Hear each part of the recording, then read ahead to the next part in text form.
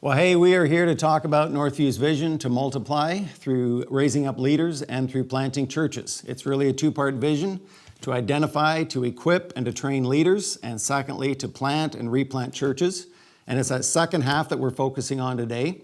And if you happen to be tuning in for the very first time, you don't even know who we are, I want to just quickly introduce these guys that I'm with. My name is Mark, and I oversee the church planting strategies here at Northview. Been here about a year. We are with Pastor Jeff Bucknam, who has been here 13 years plus with your wife Jeannie and 3 kids. And then our newest pastor on staff, Pastor Joshua Scott, who joined us in mid-February, just before the whole COVID-19 thing broke. And so we are going to be talking about multiplication today. That's why we're here. Right off the top, though, I want to just let you know there's a button there on the website for more information, sign up for newsletter, contact us. And so right from the top, I want to tell you, click on that button at the end of the interview. But that's why we're here, and we're going to just jump right in. So Jeff, we have talked about this multiplication thing a ton around Northview, but I want to make the assumption that somebody's listening that has never heard you talk about this. So on the biggest level or the highest level, why multiplication? Why plant churches? Why replant churches? Talk about that vision. Yeah, it's pretty simple. The Bible calls us, Jesus in particular, in the end of Matthew says that we should make disciples. That's the mission of the church, to make disciples. The best place for disciples to be made and grown is in local churches, healthy local churches. So if we're going to make disciples effectively, we're going to do it in healthy local churches. The problem is we don't have a lot of healthy local churches, and that's probably one of the chief reasons why we're not doing really well making disciples.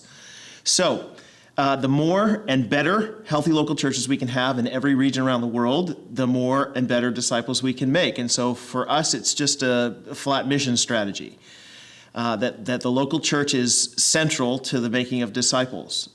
Okay, so you came to Northview 13 years ago. Did you come with this vision in your head? I'm coming to Canada to plant all these churches. No. Okay, so how did that happen? I know. I've always been kind of involved in mission or in church planting, which has been odd for me. But actually, being involved with other guys, some others who were involved in some networks around Canada and being thrust kind of into those. I was always one of the only people in the room who hadn't planted a church and had no experience planting a church, but I could see that both the value of new churches in reaching lost people. They tended to have a far better rate of evangelism and that kind of thing than existing churches. And so I could see the value in it, but it was really a few years ago. I was actually at a conference that you were a part of called Multiply, and I just started to muse about the call of God for us to make disciples, and then I started just asking the basic questions that I just followed through on a minute ago, and came to the conclusion that this really makes a lot of sense. And so I ran it by a few friends who were theologians. They're like, yeah, yep, that's exactly what we should be doing. And then I was like, well, why are we not more focused on it? It's not like poverty alleviation and other stuff is not valuable in terms of missions. It is. But the central to what the church is called to do is to make disciples, and those disciples are made in healthy local churches. And we, in Canada especially, need more better churches. We don't have, there's more dying every day and fewer starting. And even the ones that are starting, the success rate in terms of like their longevity is not amazing. And then I realized that our church at Northview has been really placed in a remarkably providential place, that we have, I think we have money and vision. We have a lot of young people who might be able to be a part of that. And so, all right, let me drill a little deeper. Typically, we leave this to our denominations and networks plant churches. Mm-hmm. Why should the local church, Northview specifically, be involved in direct church planting? Yeah, well, I think most denominations, if you ask them, would say we're trying to motivate local churches to plant churches. That's usually, from my study at least, which is limited, and conversations with people, the most effective way to plant churches is when you have a mother church planting a daughter church. And there's an ownership there, there's a partnership there that's developed. And so that we're just trying to do something that I think denominations if they could get lots of churches in their denomination doing that, they would say that's exactly the way we want to do our church planting, instead of separating it from local churches and having just a group who's not affiliated with any particular local church doing it. Sure, great. Okay, so we're here to talk about a new site in Central Abbotsford, but for those people who don't know, this isn't the very first thing Northview's done. There's been a few of these already, so just give us the quick history on what has been done already with planting new churches. Everything that's happened up to this point has been largely reactionary. I mean, we got thrust into this by God's providence, and so what happened was that it was a church north of the Fraser River that was having some financial difficulties and some other challenges. It was called Northside Community Church. We had something to do with them. I knew the pastor in the past and had conversations with him. The denomination ended up saying to us, would you guys be interested in adopting this church to see it flourish again, because it's in a bit of a difficult moment. We said sure, and we went into that, and it's been a great. I mean, God's been really with us in that, and that church has grown. I don't know, 600 people or 550, 600 people up in Mission now, and then we thought, well, we were running out of space here at our Downs Road campus, and we said, well, maybe we should do something in East Abbotsford. And so we have a place at ACS, Abbotsford Christian School, where we started services. That's gone better than we thought. I mean, I thought, look, if we can get like 250 people, we'll be thrilled. But in the end, it's gotten like 700-800 people there and a couple of services.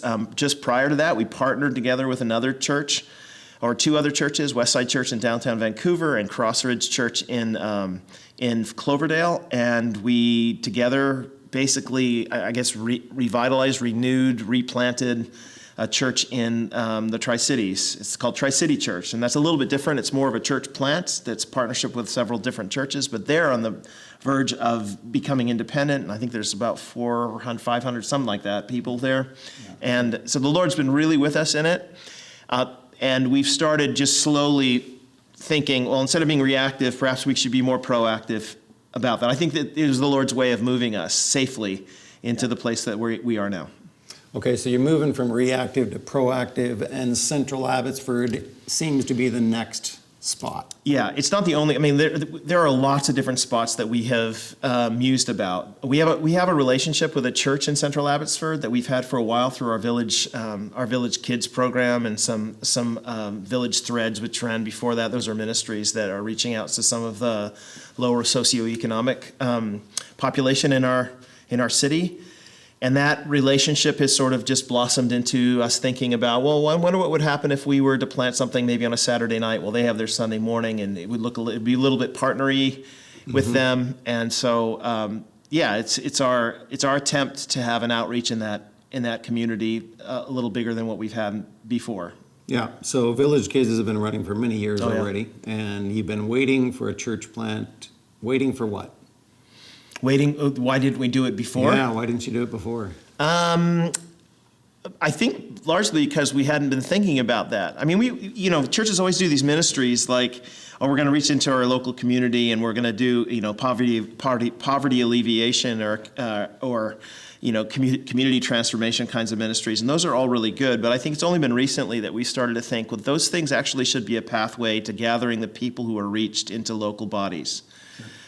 We're north of the city, and it's difficult for a lot of those people to get to where we are, and our East Abbotsford site is difficult to get to. I mean, Abbotsford's weird. It's got this big ditch between two sides of it, essentially, or valley ditch, whatever. And so people oftentimes don't go out to East Abbotsford if you're from Central Abbotsford, and likewise, people from East Abbotsford don't go necessarily to Central Abbotsford. And so we thought, well, a location closer to the city center, a little bit south of the city, especially given the plans for development in the city, would be a really great idea for us missionally. All right. And you were waiting for the leader, right? Yeah. You didn't say what I wanted you to say. Oh, so you can't. You can't plant Yeah. without. You can't. I mean, quite honestly, church planting, as I've learned, is about leadership development. All right. It's essentially, we say, we're going to go plant churches. Actually, we're going to go train leaders to plant churches, which really comes down to just pastoral training and leadership training. And we've been doing that for a while. That's why I think Northview is uniquely suited to do this kind of work, is because we've already had a heart for leadership development. It's just tweaking it. So yes, we were waiting for the right person, praying actually about it. And Right. then the Lord answered our prayers. Yeah, and it's been an interesting journey with Mission and Tri-City and East Abbey. So Mission, Pastor Ezra went from our staff team. East Abbey, Pastor Greg from our staff team went. Tri-City was an outsider, if you will. Matt Glezos joined us from the network. And then now Central Abbey, we're like, internally, do we have somebody? And we decided to look outside to find a leader. And you interviewed a guy this last week on Instagram Live. It did. You want to introduce him to this Dude, Joshua crowd? Scott. Yeah. He's a good young man. We like him. He's good. From Maple Ridge, and has been kind of part of our. First time I met Joshua was when he was part of our preaching cohort. That's right. We do Yeah. preaching reviews and stuff, and Joshua would come out and he'd take part in those sorts of things. And so he's got a heart for preaching and for leadership, and the Lord's got his hand on him. Right? Well, Lord willing. Yeah. Lord That's willing. great. Okay, so Josh, we're going to assume that people have not met you. Totally. Because most of them haven't. Yeah, absolutely. So give us just a quick background. Where'd you come from? Where'd you grow up? How'd Yeah. you get to this point in life? So, quick little nutshell. I was born in Chilliwack, raised in the mountains of Jasper. Then grade 12, I was moved to Caronport High School, which is Briarcrest's high school, essentially. Spent 4 years while I was getting a degree at Briarcrest. And then in the mystery of God's providence, I ended up in Maple Ridge. Served as the young adults pastor at Maple Ridge Baptist Church. And then at the same time, I was completing my master's degree in seminary. And then in the middle of that, those 3 years in Maple Ridge was when I connected with Ezra, connected with Jeff, and then the rest of the staff here at Northview. And lo and behold, here I am. All right, so just finished your master's. Yeah. Looking for pastoral placement. Why did this position at Northview and Central Abbey in particular, what intrigues you about it? So particularly Northview, the reason that I'm here and pursued this job with you guys was because I had developed, like I said, in those 3 years while I was at MRBC, I started a relationship with Ezra. And we just met through my uncle who, in some mystery of God's providence, for some reason, he's been involved in a lot of my life, significant parts. So he introduced me to Ezra. We got talking. And the very first conversation I sat down with Ezra, he had this form of paper right in front of him. And he said, Joshua, I listened to one of your sermons, and I have some thoughts for you. And he pulled me apart. He ripped me to pieces. But I loved it because I finally felt like somebody was willing to look me in the eye and say the hard thing that I needed to hear in order to convey the word of God to the people of God well. And I thought, well, I want more of this. And so I continued that relationship with Ezra. I had a meeting with Jeff. We had a good conversation. He ripped me apart too, as he'll probably continue to do, in future days. Kindness. In kindness, right? Yeah. In grace and kindness. So that essentially piqued my interest of saying, okay, well, what kind of a church has leaders that sit down with a young guy and immediately are invested enough to have listened to a sermon of his, write down notes, and sit down and have a meaningful conversation with the goal of making this young man better at his preaching? I thought, I don't know how many churches are that's the essence of their leaders. And so that's what piqued my interest about Northview. And as I have continued to develop a relationship here with you guys and with the rest of the staff, I'm blown away at the love that the staff team here has for the gospel.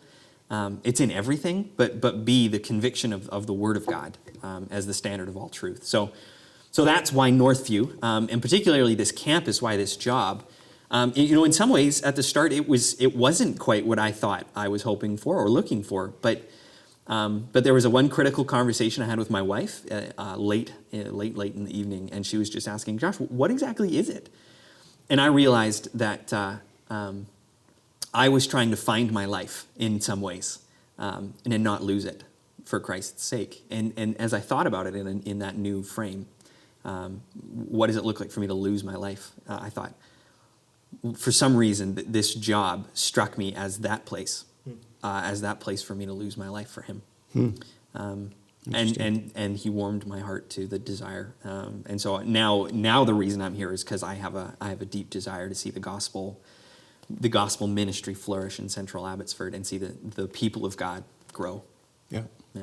So we want people to know about the next steps. Our intention was, you joined us in February. Yeah. We had the schedule laid out. You were going to preach long in ago March. does that feel? Yeah, February? I know. You were going to preach in March, Yeah. pretty well at every campus on one weekend or over the course of the month of March. And we were going to start having interest meetings in May and June and gathering people. And then COVID-19 hit. Yeah. So talk to the people a little bit about the vision for Central Abbey and why they would consider even being part of that. Totally. So if I were to express the vision simply, I would jump off of what is our multiplication vision. And it's simply that we want to establish a healthy local church in Central Abbotsford to the glory of God. I think that's simple. It's wonderfully simple. It's wonderfully big because there's so much to say about that. But if I were to break that down in two pieces, which there are far more, but let me break it in two pieces. A, we want to establish a location, a local expression of God's church in Central Abbotsford where the people of God, where actually at Northview we have many. We just pulled up a document that says we have about 600 people who live in that area, which is from McCallum to Clearbrook, South Fraser to the highway, that box. We've got about 600 attenders at Northview who live there. And so why not establish a church, a local expression of God's church there for the saints to come, the people of God, and to grow up into Christ in every way, to be equipped for the work of ministry among their neighbors. So that's A. We want to be establish a place where the people of God are going to grow and worship God together in that community. But B, it's that we want to be a force of neighborly love in that community, which is what God intends for the church in general, anywhere. So that the big, simple, wonderful vision is simply to be a healthy local church. But I break that into two pieces, which there are many more. It would be to be a place where the saints grow, the people of God grow, and B, to be a place where we express neighborly love to a community that needs neighborly love, like every other one. Right. So somebody's saying, that sounds great, it sounds good. Just get me down to the pragmatics, the specifics. Tell me what this thing looks like. Now, Jeff mentioned it, but just to be clear, we've got a relationship with Abbey Free Church at the corner of Ware and Marshall Road. So that's the location that we're looking at. But what's this thing going to look like? Sunday morning church, video church? Are you going to be preaching? What will this particular congregation of Northview look like? Yeah, it's good. So I think an important note is we've established this relationship with the E-Free Church where they want to partner with us in ministry. And so they're allowing us to rent their building on a Saturday night. So they're continuing to be a church. They're simply saying, we want to partner with you in gospel ministry, so you can use our building on Saturday nights, and we'll keep using it Sunday mornings. Cool. So for the simple it's going to be a Saturday night service. So at Downs Road here, we have a meal before that service. Lord willing, if everything works out, we'll have a meal before our services there. Saturday night service. Practically, it's probably going to look similar in many ways to the other campuses, right?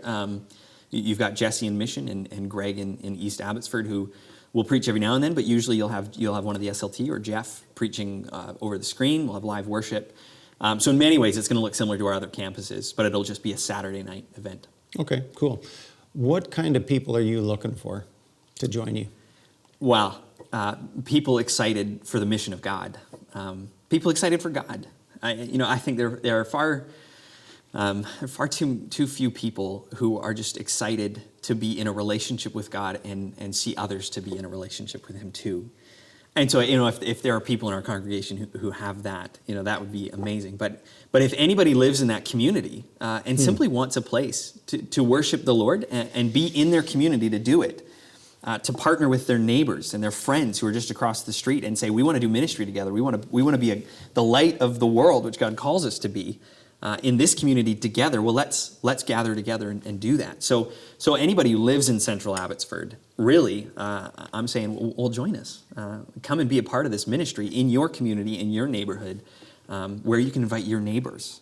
Okay, so you're a younger leader. Are you primarily looking for young leaders and young families? Are old folks like me welcome at this thing? Totally. The church in general, as big as the demographic scope can go. We're not looking for young people only. We're not only looking for older people. We're looking for everybody because every age group is significant in the church. I think the church is unhealthy if you're missing any piece of that in some ways. Cool. So, yeah. First steps. How do I get involved? So How do I get information? Yeah, first steps, you mentioned this already, but on the page that people are viewing right now, there's a little button probably below the video somewhere. You can click on that. It's gonna You'll fill in a form and put your email in. You'll jump onto a MailChimp, and we'll start sending you information. So that'll be a key piece is through that. And otherwise, you'll just want to stay tuned to everything that's going on Northview social media, the website. You can connect with me. Yeah, you can find my picture and my email on the In fact, website. you want to connect Absolutely. with those people. Absolutely. If you give your information to Joshua, I'm assuming that you're like going to be, That's answering that email. I mean, in a Totally. positive way, Yeah. in this particular moment, be able to communicate. And a lot of things can be done virtually, but as things loosen, we pray that you'll have opportunities to get together with people and give them your heart and vision for what we're doing there. Yeah, absolutely. And it's relatively new on our website. We've got book a meeting with a pastor, a little drop down on the main page, and my name shows up there. So if anybody wants to book a phone call or a Zoom call with me, I'd be happy to do that too. Sure. Now, had COVID-19 not hit, we would have been having interest meetings. We would have That's probably right. been having a meal on Saturday and joining in. What do you envision being some of the early steps as we can actually start meeting together in this? Yeah, so it does look different than how we would imagine it. But if we were going to plant this in the normal times, we'd be having prayer events. We'd be having vision info events. In some way, this is kind of our first vision info event. But then prayer events, we still need to do that. One of the passages that God has continued to just press on my heart has been Psalm 127:1. Where he says, unless the Lord builds the house, the workers labor in vain. We could give this our best efforts, Northview's best efforts to plant a campus, but unless God blesses it, it's not going to happen. So we'll be planning prayer events. That information will be going out. We'll probably be doing Zoom interest meetings in some way. I'll be wanting to connect particularly with community group leaders who live in that area or who have a conviction or a desire to be a part of this. So all sorts of those kind of things will be happening. Prayer events, info events. So if I have an interest in my neighbor, I live there and I have an right. interest in my neighbor Yeah. who is in a different kind of, Central Abbotsford spans the range of socioeconomic, but because it spans that range, it's different than a lot of other places in Abbotsford, Yeah. right? So if you have a heart for the people who live across the street or down the street and you're like, man, I don't know if they would drive to the north. I don't know if they even drive. This is for me. Yeah. Is that right? Absolutely. Yeah, that's great. That's cool. I want to come back to a question that we get pushed up against from time to time. It's a legit question for both of you guys. Why more churches in Abbotsford? And I mean, you're going to partner with an existing church already there and add another service. Do we really need more churches in Abbotsford? We need more churches everywhere. More Okay. better churches everywhere. That's essentially what our vision is. That actually, there's a lot of people who have a perspective about Abbotsford and Chilliwack and the Fraser Valley as like, it's a Bible Belt. Listen, as an American who's lived in the Bible Belt, can I just tell you, this is no Bible Belt. It's not even a hole in the belt of the Bible Belt. Abbotsford actually has probably the average number of religiously affiliated people as the rest of Canada on average. There are places that are less than that, like Quebec, and other places that probably have more, like certain Mennonite villages in Manitoba. But there need to be better, healthier churches everywhere so that we can make better, healthier disciples. Cool. You want to add anything to that? I think that's a great answer. Didn't you once tell me that if you take a dart and throw it at anywhere in Canada? I actually asked you years ago when you weren't working here. I said, where should we think about planting churches? You said, well, pretty much if you go anywhere east of Victoria, you're probably fine. Yep. That's So true. Yeah, that's true. This one's east of Victoria, Mark. True. Throw a dart at the map. But why now, Pastor Jeff, specifically to you? We're in the middle of COVID-19. There's a lot of other things we should probably be. So should we just hold off on church planting for a season? Like, why are you pressing forward this multiplication thing? Because, as I've told our staff and our elders and others, that our intent is in the middle of this storm not to seek harbor, but to rig our boat so that we can sail through it. We actually think that in this particular moment, there are some opportunities that the Lord has afforded us in terms of church planting and multiplication that we were not afforded prior to this. And so we are a multiplying church. That's what is fundamental to what we want to be. So for us, it's not really an option to say, we're just not going to do that. Because if we don't do that, we're not doing what we feel compelled by God to do. So why not now? Great. Yeah, I love it. But We are going to head, well, oh, Sorry, I was going to say, I think actually that's an important note to make. Because probably some people watching this video are thinking, okay, when are you planning on planting this thing? When are you trying to actually open the doors?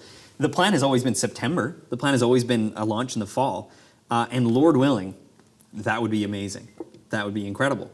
But as we continue to watch the news, things seem to be moving up and down every day. We don't know, and it seems to be getting more and more unlikely. But it doesn't mean we're going to slow down. It means we press into it and we say, okay, Lord, we're waiting on you. Whenever you open the doors, we're opening our doors too. yeah, and interestingly enough, on that note, one of the numbers that we're hearing thrown around is maybe gatherings of 250 people might be the first opening. And interestingly enough, the Abbey Free Church seats about 300 people. Yeah. So for Seems us to worked out. have a congregation of about 250, it may be just very providential that this actually happens right as things begin to open up. So I just want to say to the Northview family and to everybody else listening in, this is, as Pastor Jeff just said, a key part of our vision as a church. Twofold: leadership development, because you can't plant churches without leaders.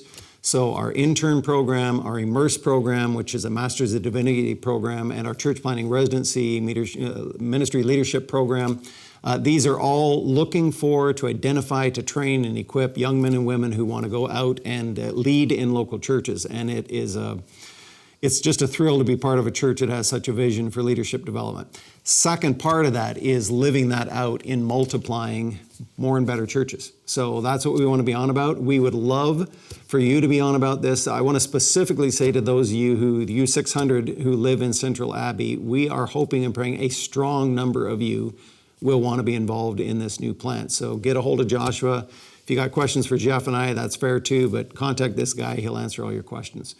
You guys got any final words? No, thanks, Mark. Well, let me add one final. I mentioned prayer before, but I want to encourage our whole church, whether or not you're of those 600 people, to be praying with us, praying for us. We just want to consistently remind ourselves that we are desperate for God to bless our plans. So just be praying that God would soften hearts in that community, praying that God would equip us and provide all the opportunities we need to do this well. And one last thing, for those of you who are still watching this video, you're the perfect person to scroll down and click on the link that's going to log you into our email chain. And there's no commitment. We're not going to spam you. It's literally just going to be to keep you up to date on everything that's going on in terms of this plant. And I encourage you to do that so you can be praying with us. But All right. Thanks, Joshua. That's great. Thanks, Jeff. And thanks for listening in. And we'll talk to you later.